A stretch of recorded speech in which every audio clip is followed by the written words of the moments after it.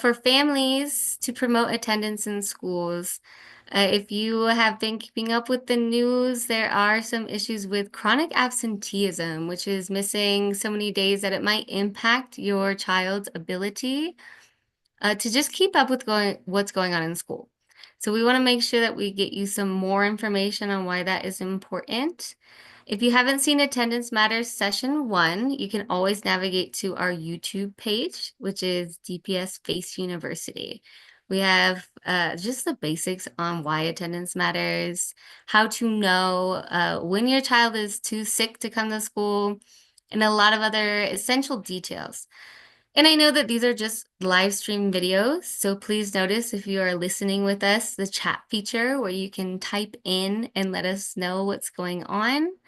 You're also able to just contact us, right? We are DPS Face University. We are here to support families and community in all things that you are curious about that happens at the school level, that happens at the district level, that happens in the community level. So we will leave contact information at the end. Feel free to reach out to us.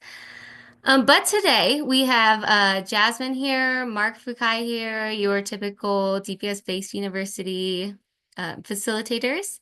And we also have Scott Romero. He works in Denver Public Schools. He supports with chronic absenteeism on Corey Canty's team. Corey supports with that same chronic absenteeism initiative. She gave us all the data last time, and Scott's here to give us like some real support methods that we can do as families to make sure that, when you're a parent, it is hard to have capacity in the self-care to be able to get up on time and be regular and know what your child needs to get to school on time. And there's a plethora of behaviors that come with getting your child through difficult transitions, like getting to school on time. So we want to make sure we give you a little bit more information on how to support with that. So I'm going to share my screen. And before we launch off, let you know some other important things that are happening on Face University. So give me 1 second to get my ugly calendar out of the way. All right. So today's presentation is all about attendance matters, but also, given we have about 4 minutes, I want to let you know about some other upcoming Face University initiatives. So on Wednesday, February 26th, we are going to talk about summer programs. Something that a lot of DPS families don't know is the sign up for summer programs has happened. It started last week, and that means a lot of programs fill up crazy fast. So we designed a session for you to hear from some programs that do have February ability, and they're going to be ones that are free or low of charge. And you're going to get about 10 minutes from each, and you'll be able to ask questions if you want to join us for that live stream to hear more about these programs. Some of them are DPS programs, some of them are community programs. So we look forward to hearing from you there. The next two live streams will be English only, but the really great thing that we have is easy closed captioning. So we'll be able to send this video in right away, get English, Spanish, and Vietnamese captioning, and we will email them directly to our email list at Face University within 3 to 4 days. So if you can't listen with us, I apologize, but we do get the captioning for you explicitly from somebody that does speak your language, so you'll be able to understand, not just easy interpretation. Another event that's coming up through March, we will have the Family Meals Program. This is 3 days, 1 hour sessions to learn how to connect at the table, how to get off the technology and get back together. And then across those 2 days, you'll learn strategies just to reconnect when it comes to meal times. And the last session will be nutrition tips. That is offered in English and Spanish. It is a private Zoom session that will not be live streamed, so you'll want to make sure you register. If you're part of our mailing list already, you should have that RSVP in your email. If you want to hear from us, just type in the chat, I want to hear from you. We will follow up with you privately on your social media page to get your contact information. Lastly, we have launched Homework Help for Parents. It is an Articulate session, an easy parent learning course that is go at your own rate. You can access it in English and Spanish. It gives you tips on the Colorado academic standards.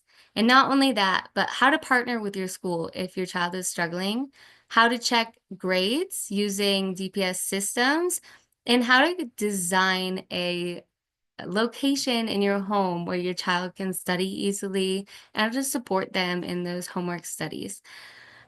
If you sign up and you complete our feedback form, we are providing some rewards for every 10 parents that fill that out. So make sure that you take a picture of the screen, log in, check it out. There's a lot of great tips from kindergarten all the way to 12th grade.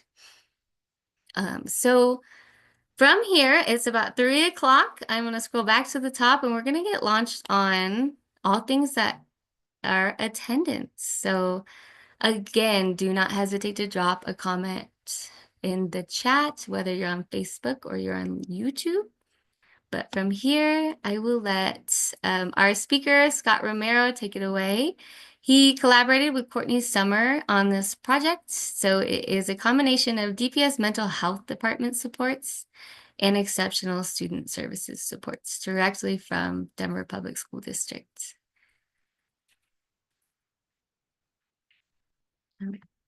A couple other housekeeping tips.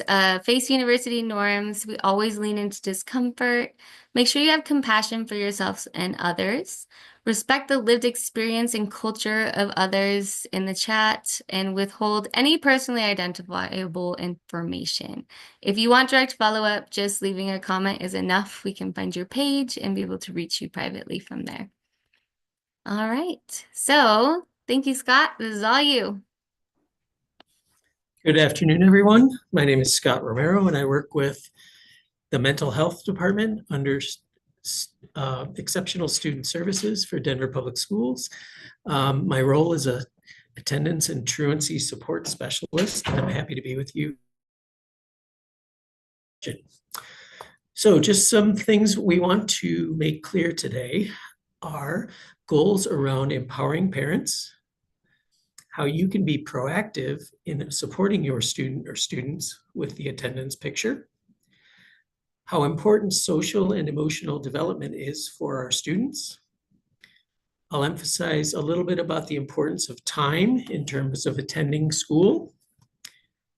And I want to speak a little bit more about attendance in the very early years, which often aren't considered as important just because they are not required by law for attendance. Next slide, please. So again, I'm Scott Romero. Glad to be here today. My manager, Courtney Summer, had a sick child at home, and that's a very, very appropriate reason to miss today, but she sends her regrets. Next slide. So why does attendance matter? So we know that students who attend more regularly in the early years, so kindergarten through first grade, are more likely to be reading on grade level by third grade. Similarly, students who are chronically absent in middle school are more likely to be disengaged and drop out later in high school. Students with high attendance in ninth grade and up, those who attend above 90%, are more likely to stay in school and graduate with their peers. Next slide. So yes, even in pre-kindergarten and kindergarten or preschool, missing just 1 to 2 days every few weeks or arriving late and leaving early on a regular basis can make it harder for our young students to gain early reading and math skills. It also makes it very hard for them to build relationships, as well as develop the good attendance habits that I'll speak of today. Also, students learn how to manage responsibilities very early, whether it's at home or at school, and focusing on going to school every day can help with those responsibilities.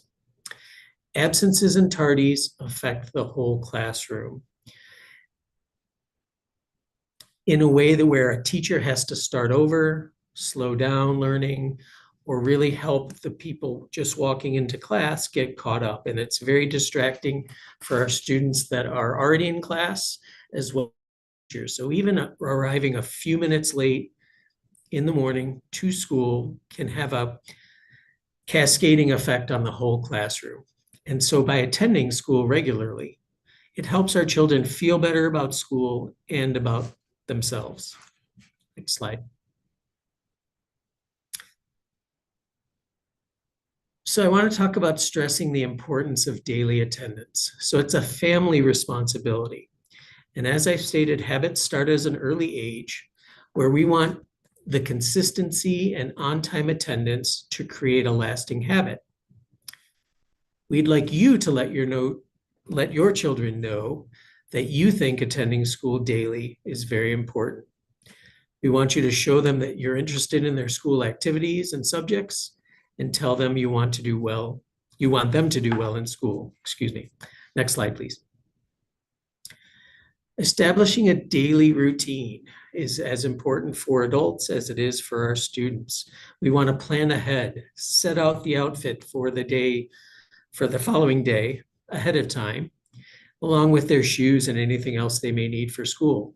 Pack their backpacks with completed homework, snacks, and a water bottle so they can stay hydrated during the day. Set a regular bedtime schedule. Routine is huge with bedtime. Have kids bathe or shower in the evening to get that done, and they can get dressed in the morning and be ready to head out the door. Set up your alarm 30 minutes earlier for those students who may need more time to get ready for school.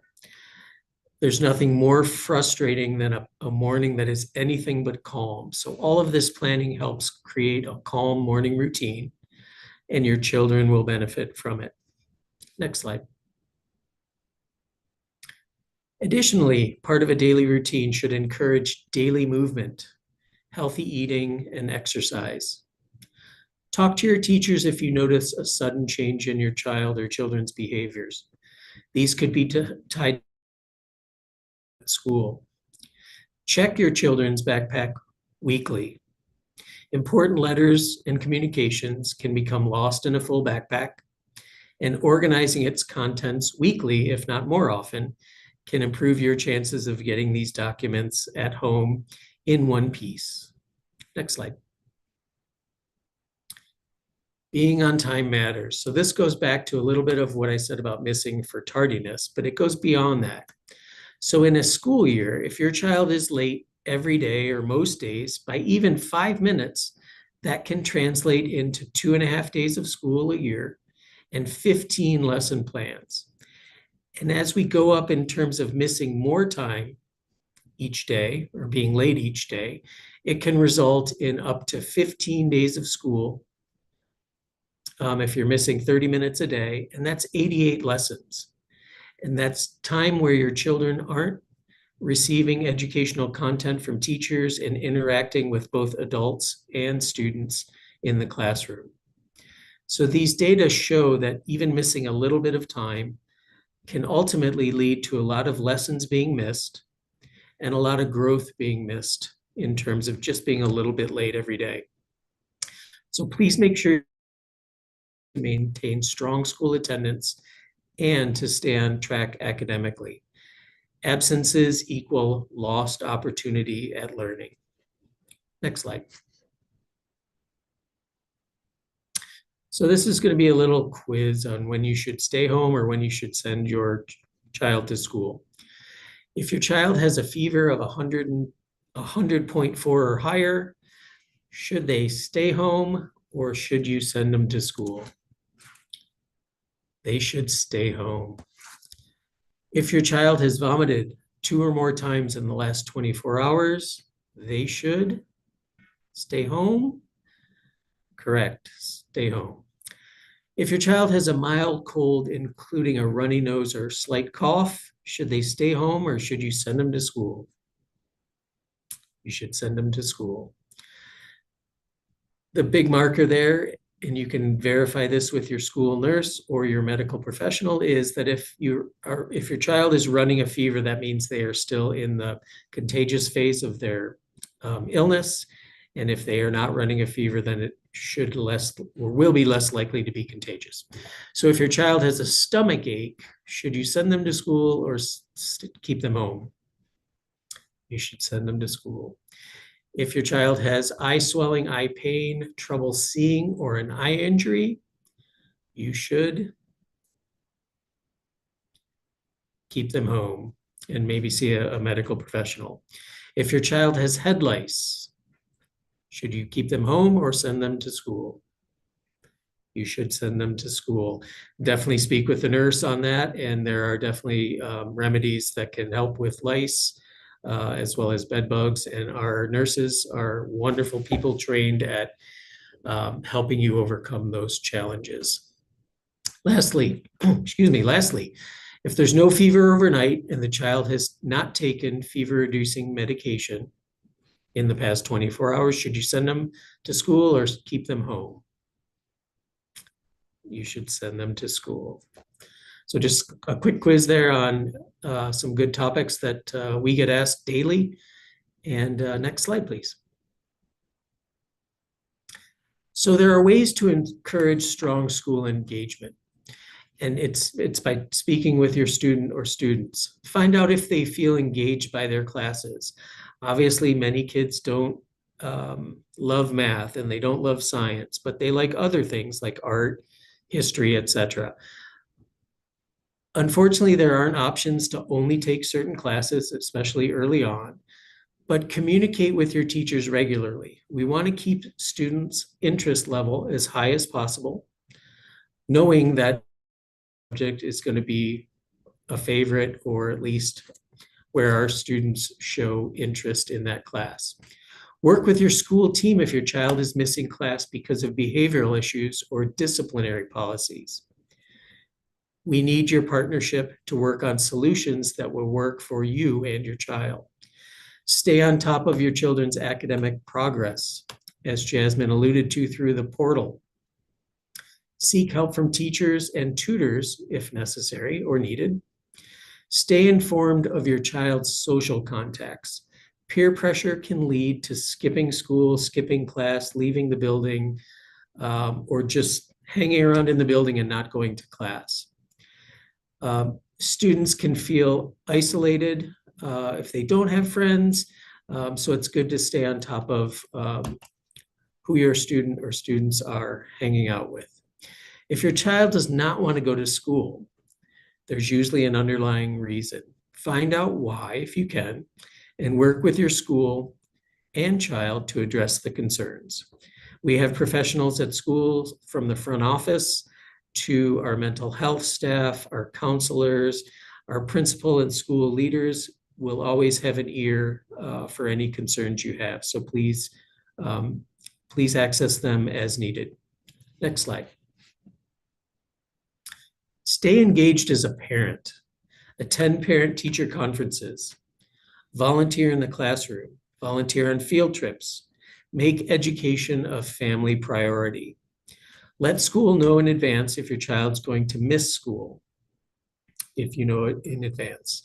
Report all absences on the day the student will miss school by calling the attendance office or the attendance line.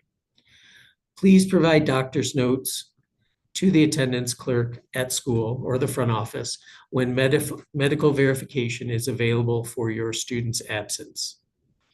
It's very easy for doctors to print off a quick note saying, yes, we saw your student on this day and this time for medical reasons, and then those absences will be excused. Next slide. Social and emotional learning is something that all of our schools focus on. And there are five main areas of social and emotional learning for our students: self-awareness, self-management, social awareness, relationship skills, and responsible decision-making.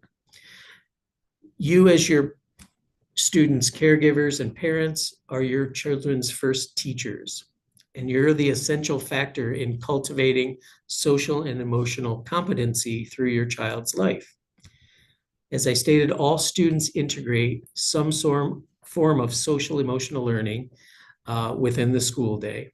And this ensures that our students can be able to grow in their interactions with not only adults in the building, but their peers. And strong attendance can help your student access these important factors of social emotional learning.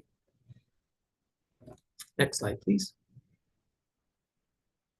Thank you, Scott. I just want to circle back to that for ADA causation.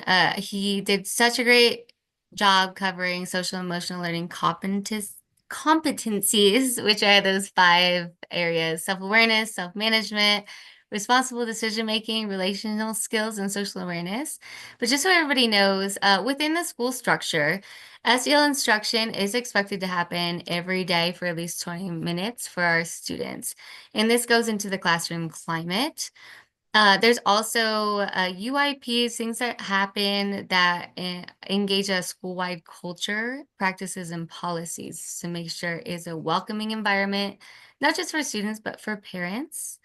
And then another aspect of that is authentic partnerships within the community and aligned learning opportunities, which are going to be like those after-school programs, those events that are happening at schools. But there are key stakeholders in this circle that we have to acknowledge, which are classrooms, right? SEL instruction and climate and what's happening at the school level starts in the classroom, ends with the schools and how they're engaging not just students, but families. But families and caregivers choosing to be a part of this circle is so crucial. There is data that shows that parents that are involved in the school contributes to the academic achievement of their scholars. So finding those volunteer opportunities, like you referenced in those last slides, are great ways to get involved, especially at the elementary level. If your student is in high school, they're at that point where they're like, I don't want to see you at school, mom. How can you still be involved? We have CSCs, that's collaborative school committees, where you can be a part of the policy change, the initiatives at the school level, alongside teachers and leaders, and still be involved, but from a backseat level that's not invasive of your child developing their own identity and the community in general, supporting schools as community leaders via a pizza restaurant or a nonprofit down the street. All of these things are part of this wheel of social and emotional learning. So I just want to make sure we flag that. Thanks, Scott. Thank you, Jasmine. Yes, and I further want to mention that social and emotional learning helps students develop confidence, build friendships, and work well with everyone in the school, from adults, teachers, our custodial staff. Everybody in the school is part of the learning community. Social and emotional learning can help reduce incidents of bullying and other negative behaviors. And this can improve a student's academic and social performance, especially as they get older. So the insights and perspectives of families and caregivers are critical to informing, supporting, and sustaining our social emotional learning efforts. When schools and families work together, they can build strong connections that reinforce this social emotional skill development. So what can you do as a parent? You can offer your feedback to your children's teachers, your child or children's teacher, and ask the school leader, and the school leader sharing this importance of social emotional learning. You can encourage your child to participate in the school's social emotional learning lessons and curriculum. Parents can model and practice social emotional learning with their children through supportive relationships, and especially in the home environment. Ask your child what they learned in SEL during a normal week, and help practice and reinforce those skills at home. Next slide. Some more reminders. Communicate with the school every time your child will be late, every time they will leave early, or every time they will be absent from school. Try to schedule appointments after school or on days when there are no classes. Schedule vacations and trips on the days during our breaks when there is no school.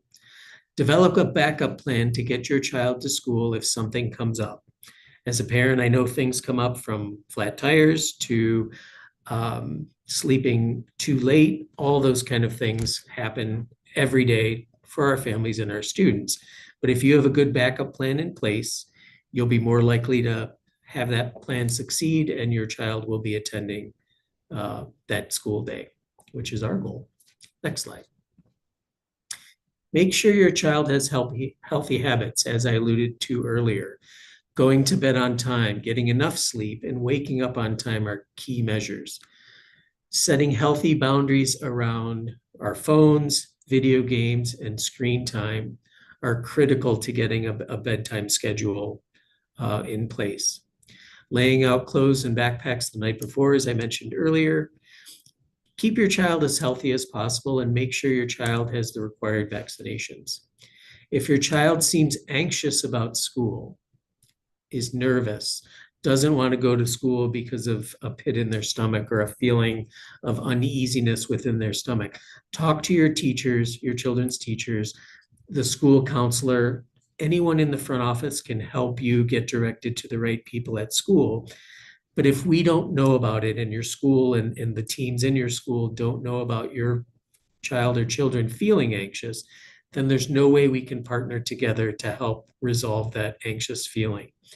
And what I've learned over my years in working for DPS is that if we don't address things soon, things will get worse over time and it'll be harder and harder to attend and be engaged in school or the more time that is missed over time. Hopefully that made sense. Next slide. What you can do is monitor, Jasmine said this earlier as well as I have, monitor your students' attendance and grades and behaviors, etc., on the parent portal. And I'm going to show a quick video where we can get more information on this.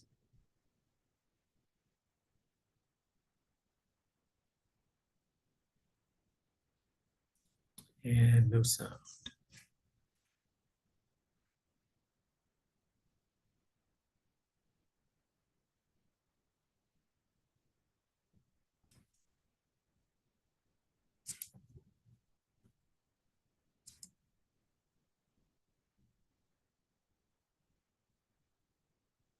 Apologies for the lack of sound, but we will make sure this video is available. Am I hearing that you can't hear this? Correct. Okay, hold on. I'm gonna stop my share. Let's make sure everybody can hear it. 1 second. It will optimize for sound. Okay, we'll start from the top. Thank you. Hi, DPS families. We know that you have busy lives and a lot to manage. When it comes to your child's academic life, the all-new DPS Parent Portal makes it easier than ever to manage. Whether it's grades, attendance, educational apps, or something else, it's all in the DPS Parent Portal. Let's take a look. Log in at myportal.dpsk12.org on your computer or smartphone. Have a Parent Portal account already? Your username and password are the same, so you're ready to go and log in right away. Don't have a Parent Portal account? You can create an account with your email, child's ID, and date of birth. Now check your email and click the verification link to finish setting up your account. Once you're in, check your child's grades, attendance, and schedule. If you have more than one student, toggle between your students here. Need to get in touch with your child's teacher? You can email them right from the portal if you have questions or if you'd like to schedule a meeting. Need to add lunch money to your child's account? Log into the portal and add money today. Does your child ride the bus? Check the portal to see if your child scanned on or off the bus correctly. There's so much more to explore in the DPS Parent Portal, helping you get a better handle on everything in your student's academic life. Now simpler than ever before.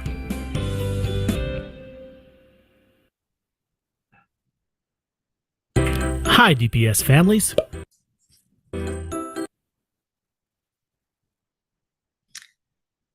So on behalf of Denver Public Schools and the Department of Mental Health, I'd like to thank you for watching today.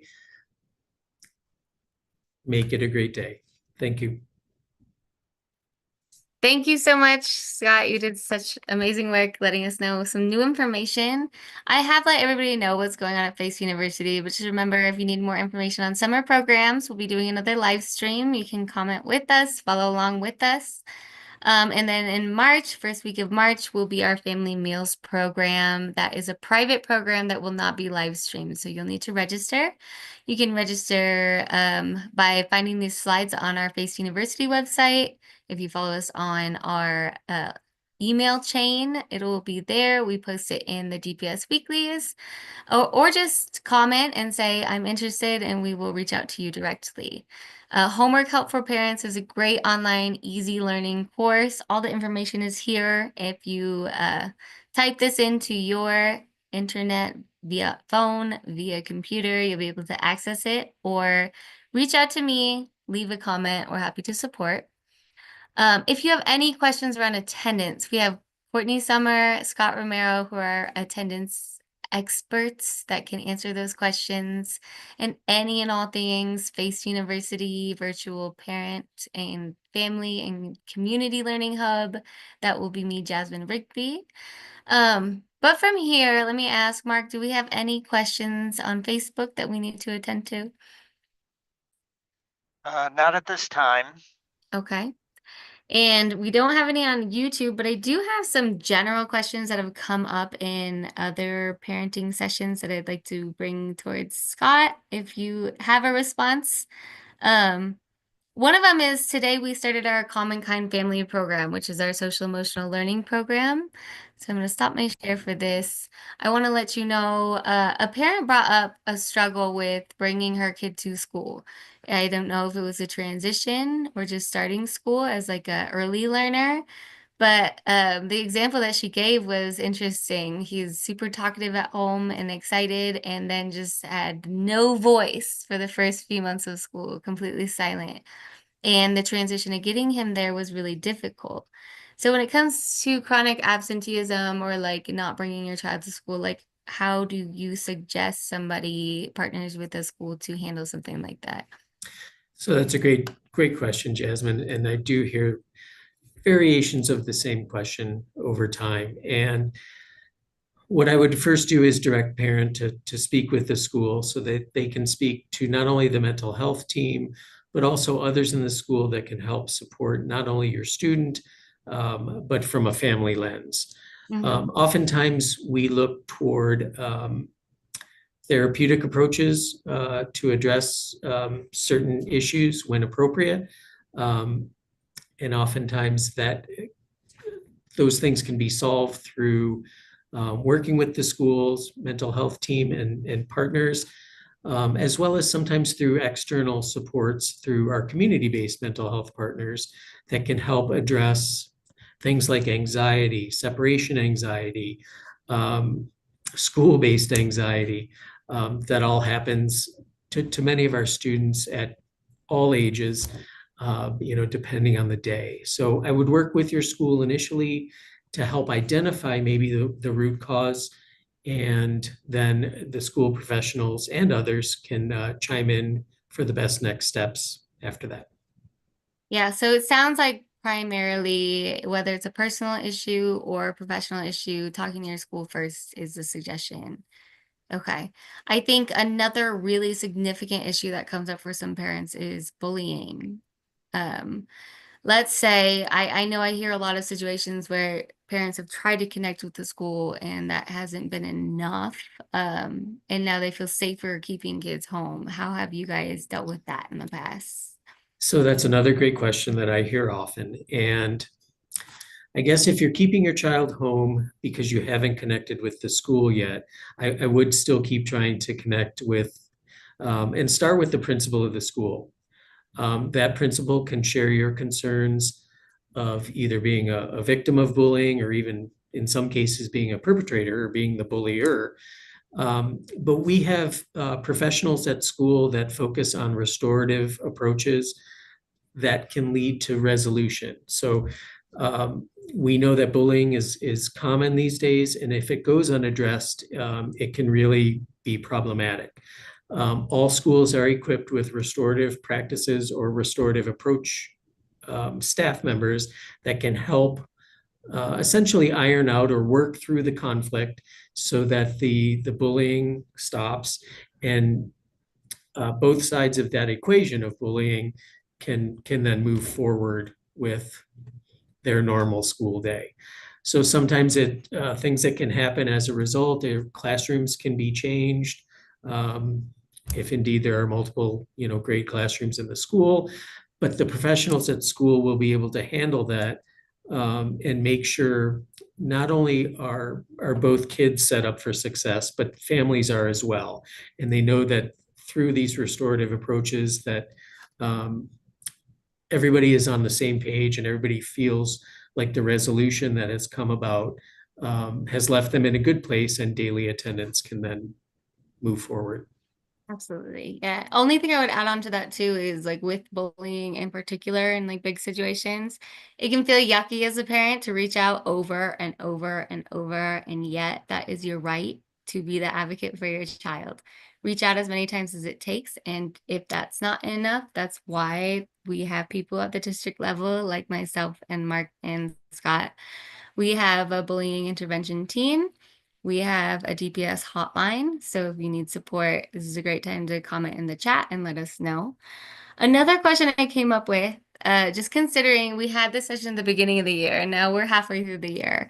I wonder if there's parents who are thinking, oh my gosh, my child has already missed too much school. What do I do now? What would you recommend? So it's never too late to get on a better path. And our schools know that as students miss school, they're going to need to get caught up. And they can respond in ways like getting extra help home, getting extra help for your student at school. We also have access to mentors and tutors, either through your school or at the district level. Many times when our students miss a lot of school, that anxiety builds up and it's even harder to get back to school, let alone thinking about the daunting work that comes along with that. So we have strategies that schools use for support, and it can be all levels of support, whether it's mental health, tutoring and or mentoring.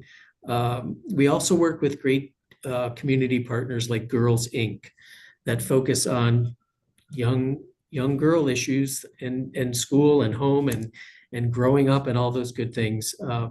So we rely on our community partners if we can't or don't have school-based resources, but making sure that we take that first step of making sure we let the school know and your student are ready to start moving forward and address things at school, so that a student can attend feeling safe, feeling welcomed, and feeling a part of being in a small community. And when those things are in place, that can lead toward academic success through good and positive engagement at school. Absolutely.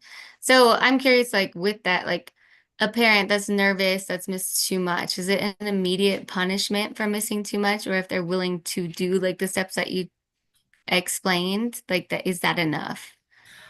So it can certainly be enough, but it may not be enough in every situation. And so attendance is divided up into reasons for absence. So we have unexcused absences, where it's not agreed upon that by the principal that the student is out, nor that the parent knows that the student is missing school. Neither party agrees that that's appropriate.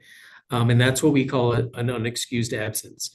As those unexcused absences add up, it could point to the school filing for truancy at a certain point, after which the school has tried to engage family and student in supports, those restorative conversations we had earlier.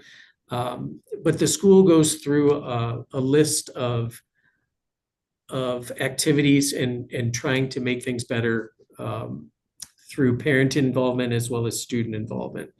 For those situations where absences are excused and they're excessive for, let's say, a medical condition, schools do not want to be punitive unless they have to. We want to work with you as a family. We want to work with your student to make sure they're comfortable, safe, and moving forward in school. Sorry about my sunlight, afternoon sun. Regardless, as I stated earlier, as we stated, missing any amount of school is time away from their learning environment. And again, we don't want to be punitive. And even the courts are very supportive and will look towards supporting a family first in reference to a truancy case. They will look toward addressing that root cause or those root cause issues that a student and family is facing to make things better and without being overly punitive. It still is a court case, mind you. However, every judge and magistrate I've worked with over the last almost 10 years, they're supportive first, and they give parents and students every opportunity to correct matters for a truancy case. But we hope it doesn't get to that. So use the professionals at school to help with any situation you have at home to help get your student or students to school every day. Yeah, and I think that's so important to elevate. It's like if it's not at that point, everybody at school is there to help you, support you. They're excited to hear from you. That's all they've been waiting for, is to hear back from you. So don't hesitate. Like, I think that's really great. I have two more questions to elevate for you. I know in our last session, the head lice issue was a big question. So I want to hear, like, what resources are out there to make sure that parents understand, like, head lice, that law, and all of the things that come with it. Yeah, so this is challenging. And in my first 8 years at DPS, I worked with nursing and student health services. So our school nurses are a great resource for all things health related. And we know that head lice is transferred when students share clothing, whether it's a jacket, a hat. And in the weather we're having today, it's a beautiful 60-degree day in Denver, probably almost 70. That's not a concern, but less than a couple weeks ago, it was sub-zero. And we know that maybe kids are sharing coats, etc. While we can't control that, we can control how we support your student at school. And our nurses are very well trained in those strategies that can help not only work through the situation of head lice on a student, but also making sure the home environment is free of head lice. So I don't know all the specifics, but your student or your school nurse does, and they are the best one to be in contact for those resources. Yeah, so A good quick time to Google contact search. the school. Some, I know in the historically, some schools can provide head lice kits. Can't Mhm. speak towards all of them because it's heavily dependent on funding. But if you find out that's the situation, the first thing to do is to contact your school, let them know, and figure out next steps. Correct. Thank you. Thank you, Jen. Last question I had, you had brought up, and I thought this is really interesting aspect of truancy and all of that, is my students skipping school, and I didn't know. Like, how do I make sure that I am aware? What steps do I take to make sure that as a parent I'm not punished if this is something that is new news to me? Yeah, that's a great question. And so my advice would be to communicate with your school every week. Sometimes we have students that go in the front door and then they leave through a side door, and parent thinks, everything's going well.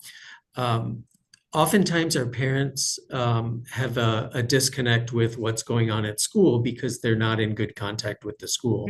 But I would say, much like I share with our school teams, every time they're speaking with a parent, to bring up attendance, bring up good things related to attendance, bring up growth related to attendance.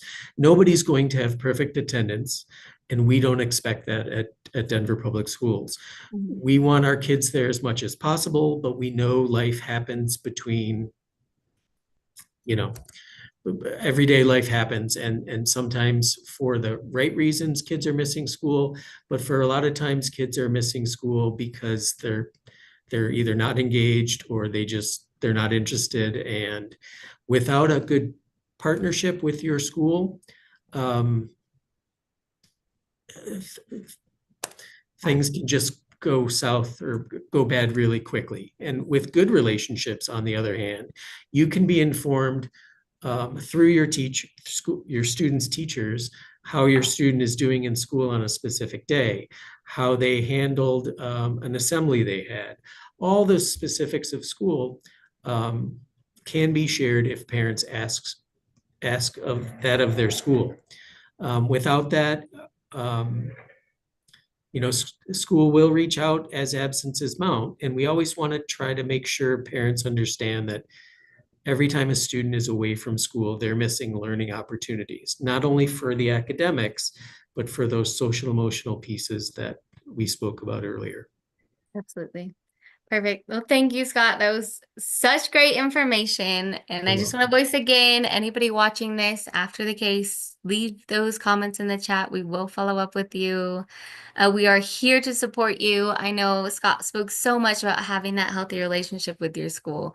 And if that hasn't been something you've had historically, you don't know how to build it, we are your support system for creating that. I understand it's different by every school, it's different by every situation, but that doesn't mean it's not possible. And all we want is to see kids coming to school and learning and thriving, and parents as well. So thanks again for listening. We look forward to seeing you guys again in another session. And we thank Scott again for being here. And I hope everybody has a great rest of your Monday. Thank you. Mhm.